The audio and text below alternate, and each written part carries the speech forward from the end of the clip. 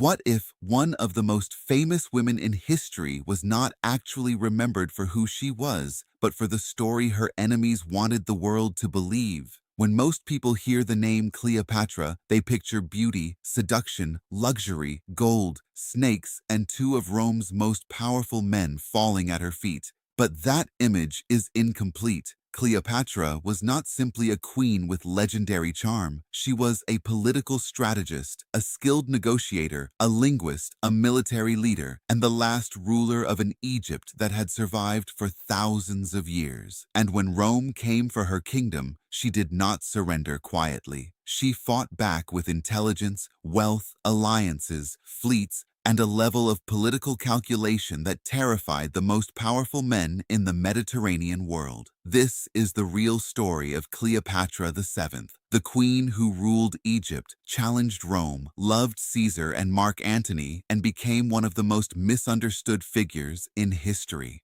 By the end of this story, you may see Cleopatra not as Rome's greatest seductress, but as Rome's most dangerous rival. And here is the question to keep in mind as we begin. Did Cleopatra fall because she made bad decisions, or because Rome had become too powerful for any independent kingdom to survive? Cleopatra was born in 69 BCE into the Ptolemaic dynasty, a royal family that had ruled Egypt for almost 300 years.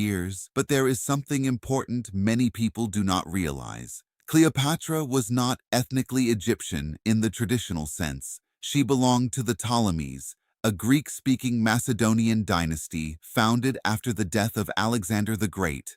When Alexander died in 323 BCE, his empire was divided among his generals. One of those generals, Ptolemy I, took control of Egypt. He declared himself pharaoh and established a dynasty that would rule from Alexandria. For generations, the Ptolemies lived as Greek monarchs in Egypt. They married within their own family, often brothers marrying sisters, in order to preserve royal bloodlines and political legitimacy. But by Cleopatra's time, the dynasty was in trouble. The royal family was divided by betrayal, assassinations, debt, civil conflict, and brutal rivalries between siblings. Egypt was still rich. It had grain, gold, trade routes, fertile land, and the greatest city in the Mediterranean after Rome itself, Alexandria. But Egypt had one enormous problem: Rome. Rome was expanding. It was hungry for wealth, territory, grain, and influence. One by one, the great kingdoms around the Mediterranean were being absorbed, weakened, or turned into Roman client states. Egypt was wealthy enough to attract Rome's attention and weak enough to become dependent on it.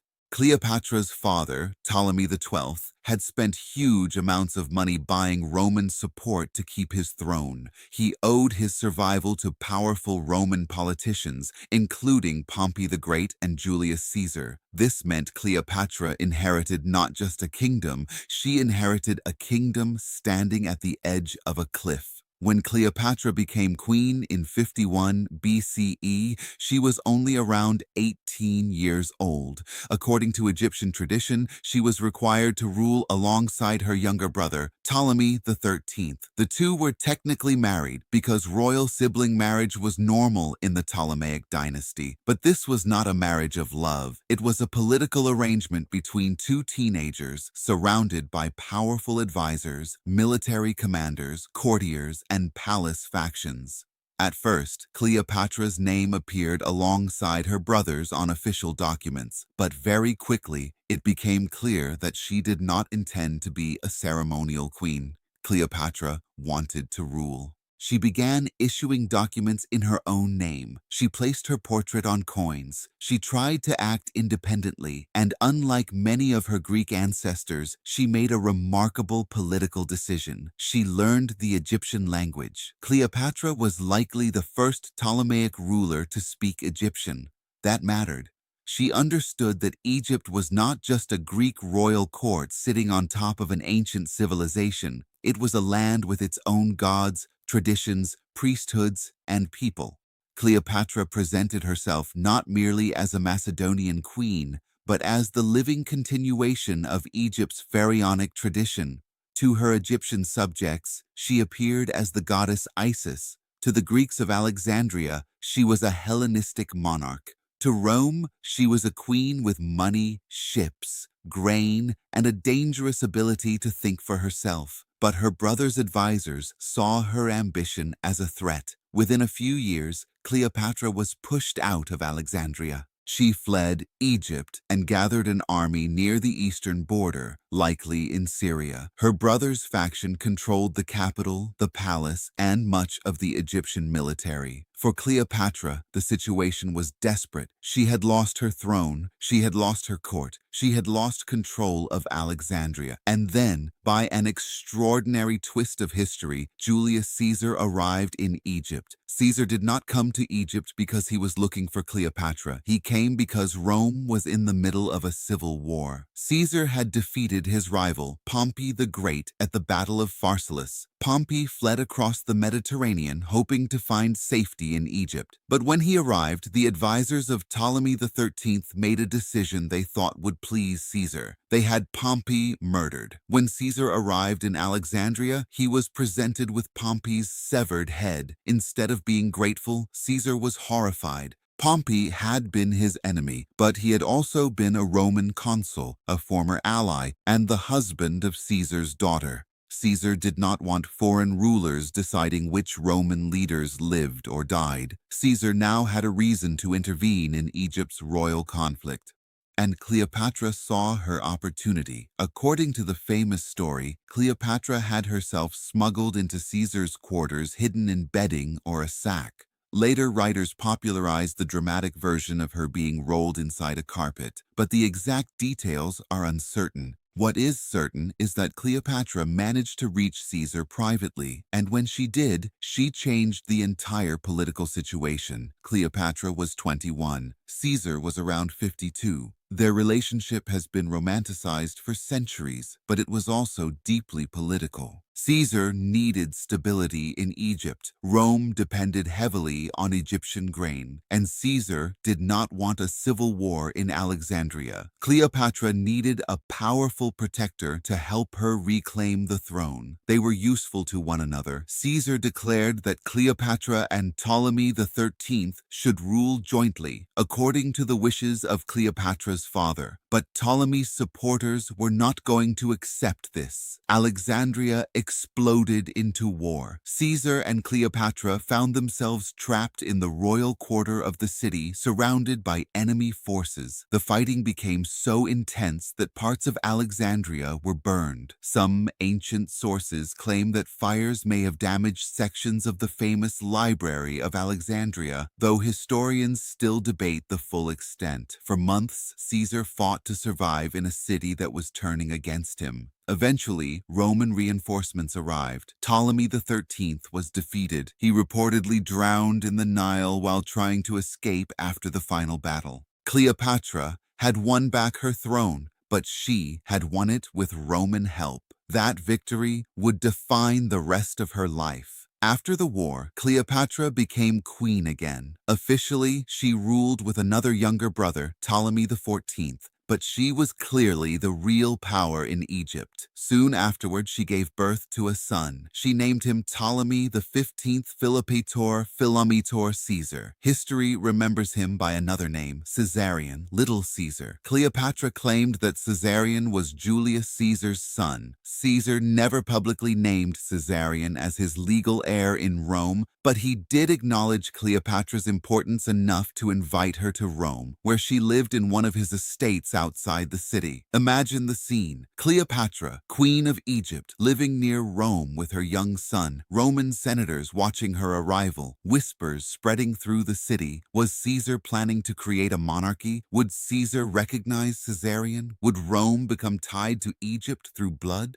These fears were not necessarily based on facts, but politics is often driven by fear more than facts. In 44 BCE, Julius Caesar was assassinated by Roman senators who claimed they were saving the Republic from tyranny. When Caesar died, Cleopatra was still in Rome. She immediately understood the danger. Without Caesar, she no longer had a protector. Rome was descending into another civil war. Cleopatra returned to Egypt where her younger brother and co-ruler, Ptolemy XIV, soon died under mysterious circumstances. Many historians suspect Cleopatra had him removed. Her son, Caesarion, became co-ruler beside her. Cleopatra was now ruling Egypt with the child she claimed was Caesar's heir. That made her more powerful and more dangerous.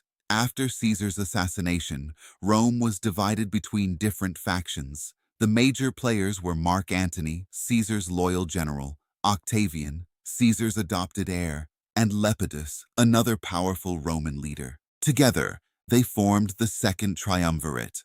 Their enemies were defeated, including Brutus and Cassius, the men involved in Caesar's assassination. Then came the moment that would change Cleopatra's life forever. In 41 BCE, Mark Antony summoned Cleopatra to meet him in the city of Tarsus, in what is now southern Turkey. Antony wanted to know where Egypt stood. Would Cleopatra support him? Would she provide money, grain, ships, and military assistance? Would she remain loyal to Rome or try to play both sides? Cleopatra did not rush to meet him like a frightened client queen. She arrived with a performance designed to make a statement. According to the Roman writer Plutarch, Cleopatra sailed up the river in a magnificent ship with purple sails, silver oars, music, incense, and attendants dressed as mythical figures. She was presented as Aphrodite, the Greek goddess of love and beauty. Whether every detail is true or later propaganda, the political message was obvious. Cleopatra was not coming as a servant. She was coming as a queen. And Antony was impressed, very impressed. But again, reducing this relationship to romance misses the real story. Antony needed Cleopatra's wealth. Cleopatra needed Antony's protection. Rome was unstable. Egypt was vulnerable. Their alliance gave both of them something they could not easily get alone. Antony followed Cleopatra back to Alexandria. There, they formed a relationship that became one of the most famous in history. They had 3 children together, twins named Alexander Helios and Cleopatra Selene, and later another son, Ptolemy Philadelphus. But while they celebrated, hunted, feasted, and presented themselves as divine figures in Egyptian ceremonies, the political stakes were growing. Antony was still one of the most powerful men in Rome. Cleopatra was still Queen of Egypt. Together, they controlled enormous wealth, armies, fleets, and territory. To Octavian, Caesar's adopted heir, this was unacceptable. Octavian understood something crucial. He could not simply accuse Mark Antony of being politically ambitious. Antony was a Roman hero. He had fought alongside Caesar. He had supporters throughout the empire. So Octavian created a different story. He portrayed Antony as a Roman who had been corrupted by a foreign queen. He told the Roman people that Antony had abandoned Roman values, that Cleopatra had bewitched him, that Antony wanted to move power from Rome to Alexandria, that Cleopatra wanted to rule the Mediterranean through her children. This was propaganda, but it was powerful propaganda, and Antony made mistakes that helped Octavian. In 34 BCE, Antony held a ceremony in Alexandria known as the Donations of Alexandria. He gave territories and titles to Cleopatra and their children. Caesarion was declared King of Kings and presented as the son of Julius Caesar. To Octavian, this was a gift. He could now claim that Antony was dividing Roman lands among foreign children and preparing to build a new Eastern empire centered on Cleopatra. The conflict between Antony and Octavian became unavoidable. But Octavian was careful. He did not declare war on Antony directly. Instead, Rome declared war on Cleopatra. That was politically brilliant. It allowed Octavian to frame the conflict not as another Roman civil war, but as a defense of Rome against a foreign queen. Cleopatra became the enemy. Antony became the Roman traitor who had chosen her over his homeland, and the entire future of Egypt rested on one battle. That battle came in 31 BCE at Actium, off the western coast of Greece. Antony and Cleopatra had a large fleet, but their forces were divided, undersupplied, and trapped by Octavian's commander, Marcus Agrippa. Octavian's forces had cut supply lines. Disease was spreading through Antony's camp. Desertions were increasing. The situation was collapsing before the battle even began. When the fleets finally clashed, the fighting was confused and chaotic. Then Cleopatra's ships broke through and sailed away. Antony followed her. For centuries, critics said Cleopatra abandoned Antony and caused the defeat. But the truth is more complicated. Their fleet may have been attempting to break through the blockade and preserve what remained of their forces. Whatever the plan was, it failed. The Battle of Actium destroyed their position. Octavian had won. Antony and Cleopatra fled back to Egypt. For a year, they tried to rebuild. They raised troops, they sent messages, they hoped for allies. But Rome was coming. By 30 BCE, Octavian had invaded Egypt. Antony's forces collapsed. Some surrendered, others deserted. Alexandria was surrounded. Then came the final tragedy. Antony received false news that Cleopatra was dead. Overwhelmed by grief and defeat, he stabbed himself with his sword. But Cleopatra was alive. Antony was carried to her and died in her arms. Soon afterward, Octavian entered Alexandria. Cleopatra understood what awaited her. Octavian wanted to take her alive to Rome. He wanted to display her in a triumph parade as proof of his victory. The Queen of Egypt would be marched through the streets in chains while Romans cheered. Cleopatra refused to allow it.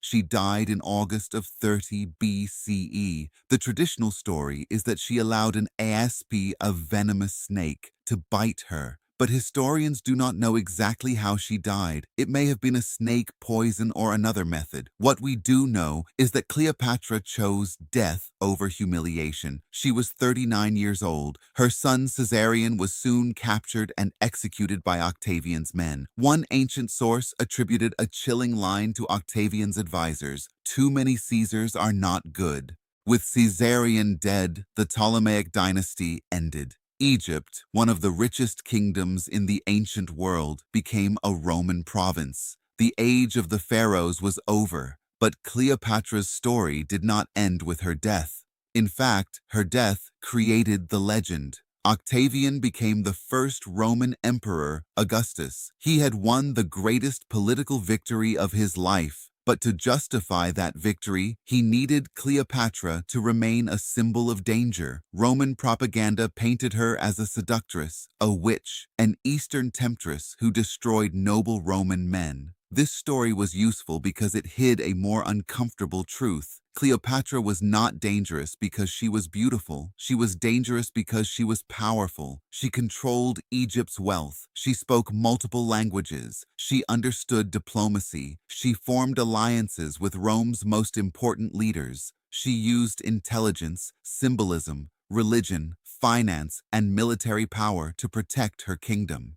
She was not merely a woman who influenced men. She was a ruler trying to preserve her country during the rise of an empire that swallowed nearly everyone in its path. And perhaps that is why her story still fascinates us.